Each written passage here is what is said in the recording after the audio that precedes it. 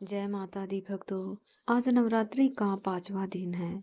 माँ स्कंद माता की कृपा आप सभी भक्तों पर सदैव बनी रहे। नवरात्रि के 5वें दिन श्री दुर्गा सप्तशती का अध्याय 9 और 10 पढ़ा जाता है। इस वीडियो में आप अध्याय सुनेंगे, साथ ही सुनेंगे श्री दुर्गा चालीसा पाठ और क्षमा याचना। और आज के पाठ से पहले हम सभी माँ स्कंद माता का ध्यान करेंगे। उसके बाद स्कंद माता स्तोत्र और कवच का हिंदी अनुवाद करेंगे। स्कंद माता माँ दुर्गा के 5वें स्वरूप में पूजी जाती है।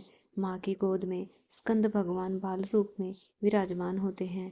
धर्म शास्त्रों में निहित है कि देवासुर संग्राम में भगवान कार्तिकेय जी देवताओं के सेनापति थे और भगवान कार्तिकेय जी को स्कंद भी कहा जाता है। मान्यता है जिस भक्त पर स्कंद माता की कृपा हो जाती है उसके मन और मस्तिष्क में अपूर्व ज्ञान की उत्पत्ति हो जाती है। माँ की 4 भुजाएं हैं। इन्होंने दाहिनी तरफ की ऊपरी भुजा में स्कंद भगवान को गोद में पकड़ा हुआ है और नीचे की भुजा में कमल का पुष्प है। बाईं तरफ की ऊपरी भुजा वर मुद्रा में है, वहीं नीचे वाली भुजा में कमल का पुष्प धारण करती है। माँ कमल के आसन पर भी विराजमान रहती है और सिंह की भी सवारी करती है। मान्यता है माँ स्कंद माता की पूजा करने वाले साधक को मृत्युलोक में ही स्वर्ग समान सुखों की प्राप्ति होती है। स्कंद माता की कृपा से निज संतानों को संतान सुख प्राप्त होता है। हम सभी ऐसी दिव्य और वात्सल्यमयी माँ स्कंद माता को प्रणाम करते हैं। अब सुनिए स्कंद माता स्तोत्र का हिंदी अनुवाद।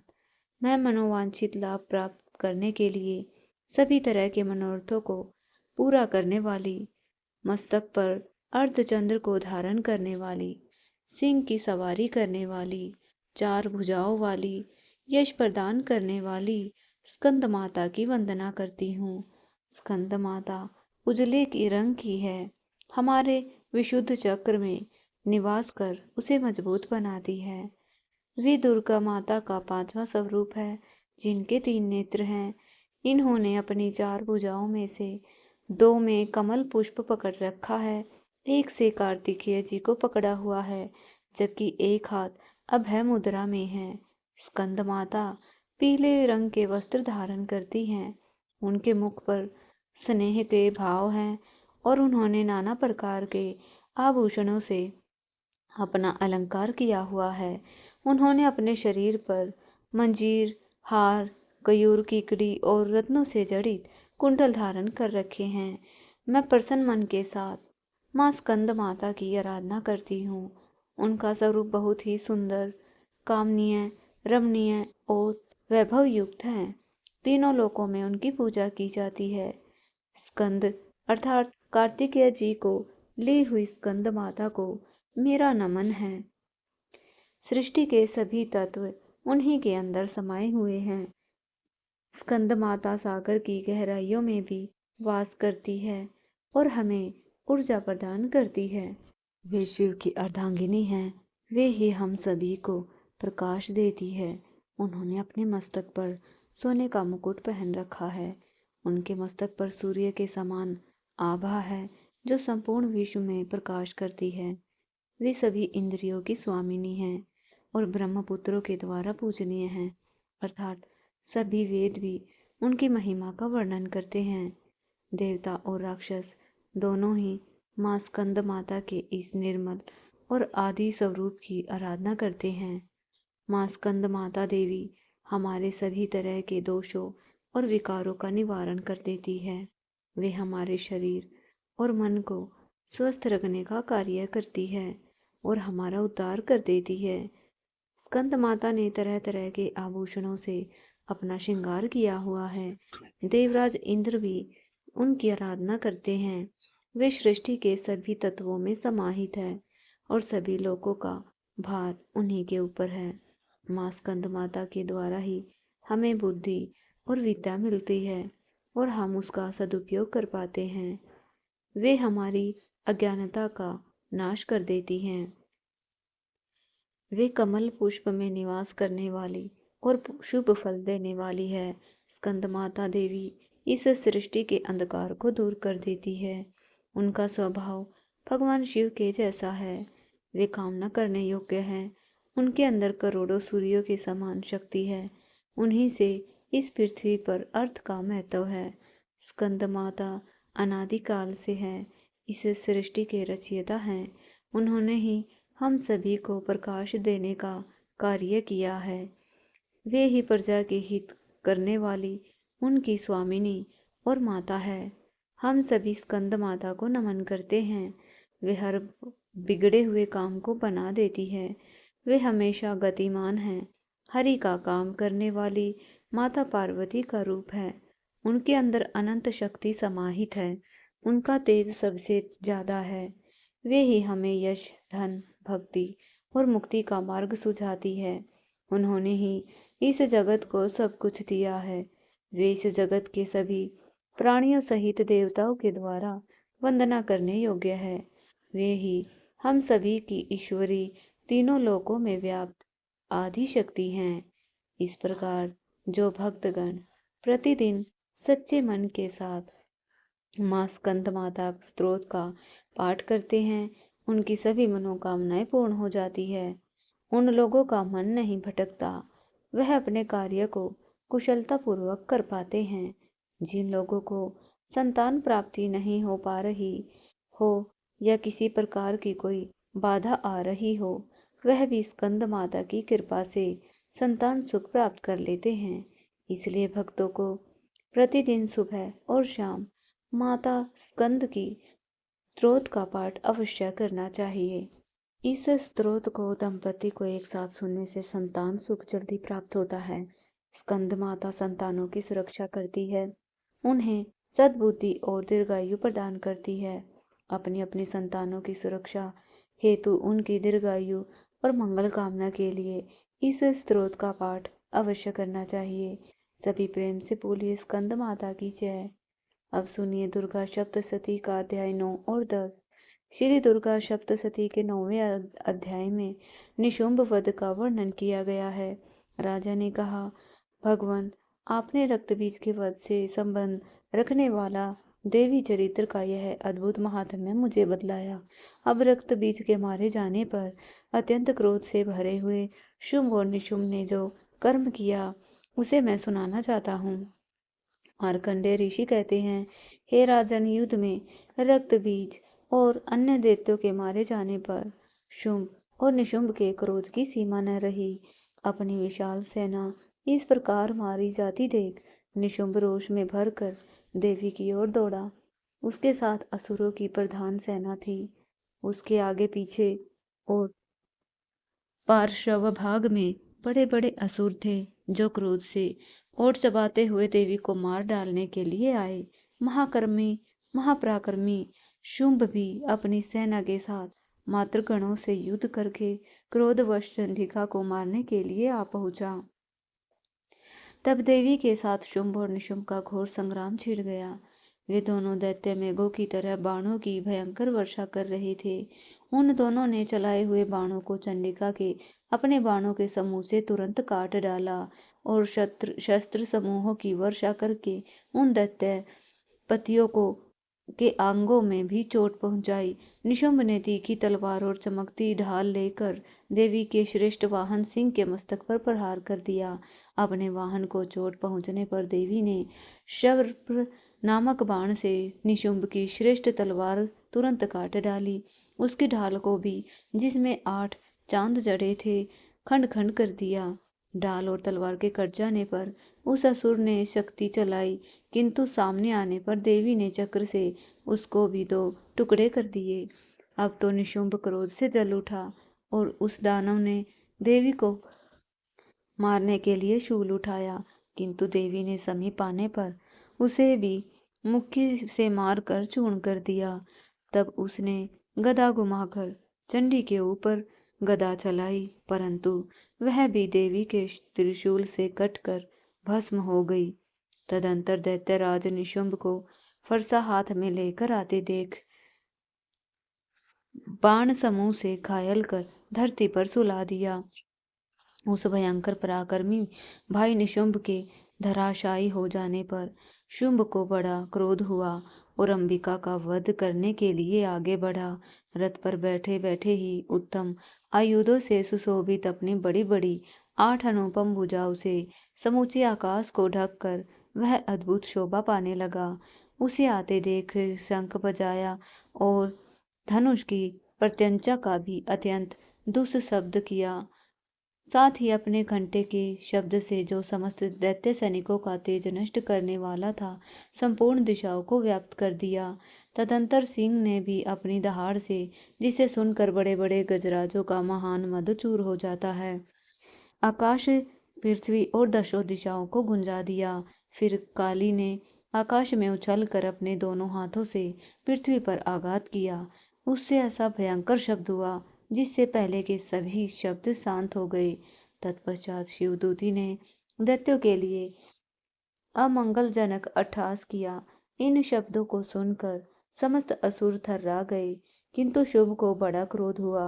उस समय देवी ने जब शुंभ को लक्ष्य करके कहा, ओ दुरात्म खड़ा रहे, तभी आकाश में खड़े हुए देवता बोल उठे, जय हो जय हो। शुभ ने वहां आकर ज्वालाओं से युक्त अत्यंत भयानक शक्ति चलाई। अग्नि में पर्वत के समान आती हुई उस शक्ति को देवी ने भारी मुके से दूर हटा दिया। उस समय शुभ के सिनाद से 3 लोग गूंज उठे। राजन, उसकी प्रतिध्वनि से वज्रपात के समान भयानक शब्द हुआ, जिसने अन्य सब शब्दों को जीत लिया। शुभ के चलाए बाणों के देवी ने और देवी के चलाए हुए बाणों के शुभ ने अपने भयंकर बाणों द्वारा सैकड़ों और हजारों टुकड़े कर दिए। तब क्रोध से भरी चंडिका ने शुभ को शूल से मारा। उसके आघात से मूर्छित होकर वह पृथ्वी पर गिर पड़ा। इतने में निशुम्भ को चेतना हुई। उसने धनुष हाथ में लेकर बाणों द्वारा देवी काली और सिंह को घायल कर डाला। फिर उस दैत्यराज ने 10,000 बाहें बनाकर चक्रों के प्रहार से चंडिका को आच्छादित कर दिया। तब दुर्गम पीड़ा को नाश करने वाला भगवती दुर्गा ने कुपित होकर अपने बाणों से उन चक्रों और बाणों को काट दिया। यह देख निशुम्भ दैत्य सेना के साथ चंडिका का वध करने के लिए हाथ में गदा लेकर बड़ी तेजी से दौड़ा। उसके आते ही चंडी ने तीखी धार वाली तलवार से उसकी गदा को शीघ्र ही काट डाला। तब उसने शूल हाथ में ले लिया। देवताओं को पीड़ा देने वाले निशुम्भ को शूल हाथ में लिए आते देख चंडिका ने वेग से चलाए हुए अपने शूल से उसकी छाती छेद डाली। शूल से विदर्ण हो जाने पर उसकी छाती से एक दूसरा महाबली एवं पराक्रमी पुरुष खड़ी रहे कहता हुआ निकला। उस निकलते हुए पुरुष की बातें सुन देवी ठठाकर हंस पड़ी। खड़ग से निकले उन्होंने उसका मस्तक काट डाला। फिर तो पृथ्वी पर वह गिर पड़ा। तदंतर सिंह ने अपनी दाढ़ों से असुरों की गर्दन कुचलकर खाने लगा। यह बड़ा भयंकर दृश्य था। इधर काली और शिवदूती ने भी अन्य दैत्यों का भक्षण आरंभ कर दिया। कुमारी को शक्ति से विदर्ण होकर कितने ही महादैत्य नष्ट हो गए। ब्रह्मणी के मंत्र पूत जल से निस्तेज होकर कितने ही भाग खड़े हुए। कितने ही दैत्य महेश्वरी के त्रिशूल से छिन छिन होकर धाराशायी हो गए। वाराही के थूथन के आघात से कितनों को पृथ्वी पर कचूमर बना दिया गया। वैष्णवी ने भी अपने चक्र से दानवों के टुकड़े कर डाले। इंद्री के हाथ से छूटे हुए वज्र से कितने ही प्राणों को हाथ से ढो बैठे। उस असुर नष्ट हो गए। कुछ महायुद्ध से भाग गए। कितने ही काली शिवदूती और सिंह के ग्रास बन गए। जय माता दी। इस प्रकार मार्कंडेय महापुराण में सावर्णिक मनवंतर की कथा के अंतर्गत महात्म्य में निशुंभ वध का 9वां अध्याय पूर्ण हुआ। अब सुनिए 10वां अध्याय। अध्याय शुरू करने से पहले हम सब मिलकर जगदम्बे का ध्यान करें। मैं मस्तक पर अर्धचंद्र धारण करने वाली शिव शक्ति रूपा भगवती कामेश्वरी का हृदय से चिंतन करती हूँ। वे तपाए हुए स्वर्ण के समान सुंदर हैं। सूर्य, चंद्रमा और अग्नि, यह 3 उनके नेत्र हैं। वे अपने मनोहर हाथों में धनुष, बाण, अंकुश, पाश और शूल धारण किए हुए हैं। मार्कंडेय ऋषि कहते हैं, राजन, अपने प्राणों के समान प्यारे भाई निशुंभ को मारा गया देख और सारी सेना का संहार होता जान शुंभ ने कुपित होकर कहा, दुष्ट दुर्गे, तू बल के अभिमान में आकर झूठ मूठ का घमंड ना दिखा। तू बड़ी मानिनी बनी हुई है, किंतु दूसरी स्त्रियों के बल का सहारा लेकर लड़ती है। तब देवी बोली, ओ दुष्ट, मैं अकेली ही हूँ। इस संसार में मेरे सिवा दूसरी कौन है? देख, यह मेरी ही विभूतियां हैं, इसलिए मुझ में ही प्रवेश कर रही हैं। तदंतर ब्राह्मणी आदि समस्त देवी अंबिका देवी के शरीर में लीन हो गई। उस समय केवल अंबिका देवी ही रह गई। तब देवी बोली, मैं अपनी ऐश्वर्य शक्ति से अनेक रूपों में यहाँ उपस्थित हुई थी। उन सब रूपों को मैंने समेट लिया। अकेली ही युद्ध में खड़ी हूँ। तुम भी स्थिर हो जाओ। मार्कंडेय ऋषि कहते हैं, राजन, तदंतर देवी और शुभ दोनों में सब देवताओं और दानवों को देखते देखते भयंकर युद्ध छिड़ गया। बाणों की वर्षा, तीखे शस्त्र और दारुण अस्त्रों के प्रहार के कारण उन दोनों का युद्ध सब लोगों के लिए बड़ा भयानक प्रतीत हुआ। उस समय अंबिका देवी ने जो सैकड़ों दिव्य अस्त्र छोड़े, उन्हें दैत्यराज शुंभ ने उनके निवारक अस्त्रों द्वारा काट डाला। इसी प्रकार शुंभ ने भी जो दिव्य अस्त्र चलाए, उन्हें परमेश्वरी ने भयंकर हुंकार शब्द के उच्चारण द्वारा खिलवाड़ में ही नष्ट कर दिया। तब असुर ने सैकड़ों बाणों से देवी को आच्छादित कर दिया। यह देख क्रोध में भरी उन देवी ने भी बाण मार कर उनका धनुष काट डाला। धनुष कट जाने पर फिर दैत्यराज ने शक्ति हाथ में ली, किंतु देवी ने चक्र से उसकी हाथ की शक्ति को भी काट गिराया। तत्पश्चात दैत्यों के स्वामी शुंभ ने 100 चांदों वाली चमकती ढाल और तलवार हाथ में ले उस देवी पर धावा बोल दिया। उसके आते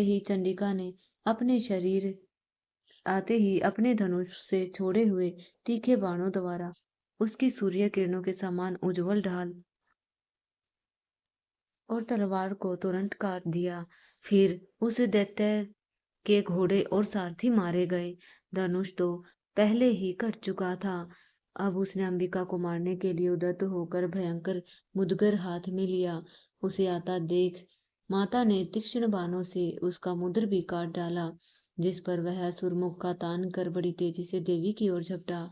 उस दैत्यराज ने देवी की छाती में मुक्का मारा। तब देवी ने भी उसकी छाती में एक जोरदार चांटा जड़ दिया। देवी का थप्पड़ खाकर दैत्यराज शुंभ पृथ्वी पर गिर गया। सहसा पहले की तरह उठकर खड़ा हो गया, फिर उछला और देवी को ऊपर ले जाकर आकाश में खड़ा हो गया। तब चंडिका आकाश में भी बिना किसी आधार के ही शुंभ के साथ युद्ध करने लगी। उस समय दैत्य और चंडिका आकाश में एक दूसरे के साथ ही युद्ध करने लगे। उनका यह युद्ध पहले सिद्ध और मुनियों को विस्मय में डालने वाला हुआ था। फिर अंबिका ने शुभ के साथ बहुत देर तक युद्ध करने के बाद उसे उठाकर घुमाया और पृथ्वी पर पटक दिया। पटके जाने पर पृथ्वी पर आने के बाद वह दुष्ट आत्मा दैत्य पुनः चंडिका की वध करने के लिए उनकी ओर तेजी से दौड़ा। तब समस्त दैत्यों के राजा शुभ को अपनी ओर आते देख त्रिशूल से उसकी छाती छेद कर उसे पृथ्वी पर गिरा दिया। देवी के शूल की धार से घायल होने पर उसके प्राण पखेरु उड़ गए। वह समुद्रों, द्वीपों और पर्वतों सहित समूची पृथ्वी को कपाता हुआ भूमि पर गिर गया। इसके बाद उस दुरात्मा के मारे जाने पर संपूर्ण जगत प्रसन्न और पूर्ण स्वस्थ हो गया। आकाश स्वच्छ दिखाई देने लगा। पहले जो उत्पात सूचक मेघ और उल्कापात होते थे, वे सब शांत हो गए। उस दैत्य के मारे जाने पर नदियां भी ठीक मार्ग से बहने लगी। उस समय शुंभ की मृत्यु के बाद पूर्ण देवताओं का हृदय हर्ष से भर गया। गंधर्व गण मधुर गीत गाने लगे, दूसरे गंधर्व बाजे बजाने लगे, अप्सराएं नाचने लगी, पवित्र वायु बहने लगी, सूर्य की प्रभा उत्तम हो गई, अग्निशाला की बुझी हुई आग अपने आप प्रज्वलित हो उठी, संपूर्ण दिशाओं के भयंकर शब्द शांत हो गए। जय माता दी। इस प्रकार श्री मार्कंडेय पुराण में सावर्णिक मनवंतर की कथा के अंतर्गत देवी महात्म्य में शुंभ वध नाम का 10वां अध्याय पूर्ण हुआ। इसके आगे के अध्याय आप सभी कल की वीडियो में जरूर सुनिएगा। इसके बाद हम सभी मिलकर माता रानी से क्षमा याचना करते हैं, ताकि हमारे द्वारा हुई किसी भी गलती के लिए माता रानी हमें क्षमा कर सके। हे परमेश्वरी, मेरे द्वारा रात दिन शत्रु अपराध होते रहते हैं। आप मुझे अपनी सेवक समझकर कृपया पूर्वक मेरे उन अपराधों को क्षमा करें। ना तो मैं आह्वान करना जानती हूँ, न विसर्जन करना जानती हूँ, ना ही पूजा करना जानती हूँ। हे परमेश्वरी, मुझे क्षमा करे। हे सुरेश्वरी, मैंने जो मंत्रहीन, क्रियाहीन और भक्तिहीन पूजन किया है, वह सब आपकी दया से पूर्ण हो। सैकड़ों अपराध करके भी भक्त आपकी शरण में आकर केवल जगदम कहकर ही मोक्ष प्राप्त करते हैं। अज्ञानवश या बुद्धि भ्रम के कारण भूल से मैंने जो कुछ भी कम या अधिक कर दिया हो, हे देवी, हे परमेश्वरी, सब अपराध क्षमा करो और प्रसन्न हो। हे जगत माता कामेश्वरी, सच्चिदानंद स्वरूपिणी परमेश्वरी, आप प्रेम पूर्वक मेरी यह पूजा स्वीकार करें और मुझ पर प्रसन्न हो। सभी भक्त प्रेम से बोलिए, जय माता दी।